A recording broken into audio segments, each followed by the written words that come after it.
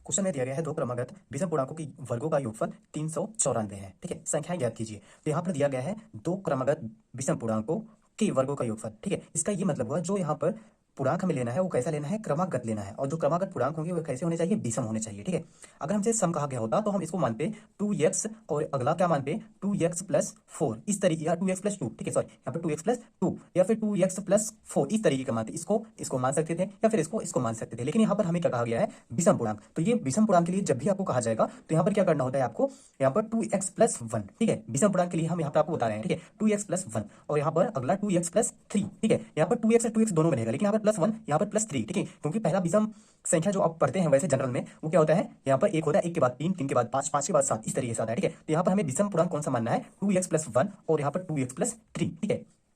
अब यहाँ पर आगे यहाँ पर कहा गया इनका वर्ग किया जाए और योगफल कितना आता है, 394 आता है। तो इन दोनों का हम वर्ग करते हैं। ठीक है, प्रश्नानुसार क्या किया जाए, इनका वर्ग किया जाए, यानी कि 2x प्लस 1 का स्क्वायर किया जाए और 2x प्लस 3 का भी स्क्वायर किया जाए, और ये किसके इक्वल आता है, 394 के इक्वल आता है।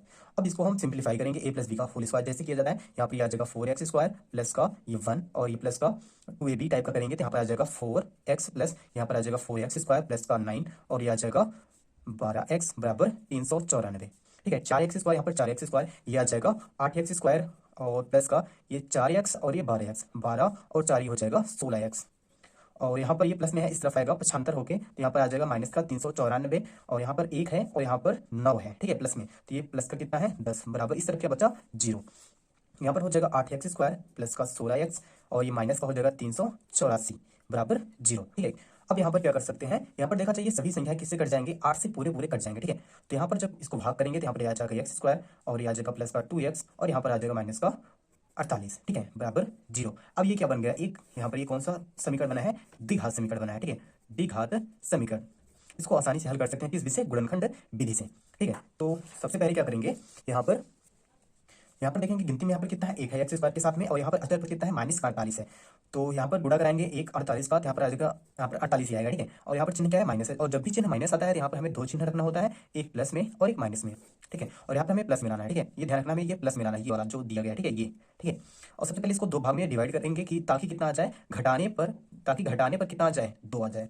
तो एक क्या बनेगा 8 और एक बनेगा 6, क्योंकि 6 गुणे 8 करेंगे तो 48 आ जाएगा, और यहाँ पर एक संख्या हो गया 8 और दूसरा हो गया 6। ठीक है, क्योंकि 8 से 6 को घटाएंगे यहाँ पर प्लस में 2 आ जाएगा। ठीक है, अब यहाँ पर रखेंगे तो यहाँ पर ये एक्स स्क्वायर प्लस का यहाँ पर क्या रखेंगे 8x और माइनस का 6x, और माइनस का यहाँ पर कितना है 48 पहले से ही है बराबर 0। इसी को हमें सॉल्व करना है। ठीक है, अब यहाँ पर हो जाएगा ये x कॉमन होगा इन दोनों में, तो यहाँ पर बचेगा x प्लस 8 और यहाँ पर माइनस 6, इन दोनों में कॉमन क्या है, 6 कॉमन है, तो यहाँ पर बचेगा x प्लस 8 बराबर 0। यहाँ पर आ जाएगा x प्लस 8 और यहाँ पर आ जाएगा x माइनस 6 बराबर 0। यहाँ पर अब दो कंडीशन होगा, पहला जो कंडीशन होगा या तो हो सकता है x प्लस 8 बराबर 0 आ जाए, या दूसरा कंडीशन हो सकता है x माइनस 6 बराबर 0 हो जाए। ठीक है, तो यहाँ से x बराबर एक आएगा माइनस का 8 और यहाँ से आएगा x बराबर प्लस का 6। ठीक है, अब यहाँ पर ये चेक करना होगा कि कौन सा आंसर सही होगा, ये सही होगा ये सही होगा या फिर दोनों सही होंगे। इसके लिए यहाँ पर कंडीशन देखेंगे, क्वेश्चन में क्या दिया गया है, यहाँ पर कहीं भी नहीं कहा गया है कि जो हमारा पूर्णांक आएगा वो धन पूर्णांक होना चाहिए या ऋण पूर्णांक होना चाहिए, इसलिए यहाँ पर ये भी क्या होगा मान्य होगा, ये भी क्या होगा मान्य होगा, अर्थात ये दोनों आंसर सही होंगे। ठीक है, अब यहाँ पर हमें संख्या चेक करना होगा जो यहाँ पर हमने माना है। ठीक है,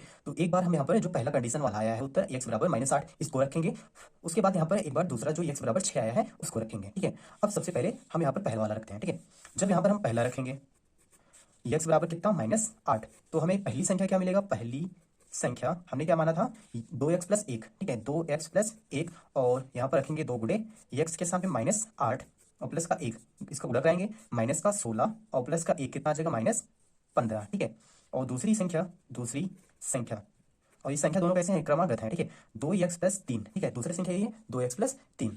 अब यहाँ पर रखेंगे तो यहाँ पर 2 गुणे -8 प्लस का 3, तो यहाँ पर आ जाएगा -16 प्लस 3, अर्थात कितना आ जाएगा माइनस का 13 आ जाएगा। तो ये इसका आंसर हो गया। और दूसरा जो कंडीशन रखेंगे x बराबर 6, तो जो संख्या आएगा वो कितना आ जाएगा, यहाँ पर 2 गुणे 1 करेंगे, सॉरी 2 गुणे 6 करेंगे, 2 गुणे 6 प्लस 1, तो यहाँ पर आ जाएगा 12 और 1 13 आ जाएगा। और दूसरी संख्या क्या बन जाएगा 2 गुणे 6 प्लस 3। ठीक है, तो यहाँ पर आ जाएगा 12 और 3 कितना 15। ठीक है, 1 13 या तो 15 आएगा या -13 -15 आएगा। ठीक है, ये इसका आंसर हो जाएगा।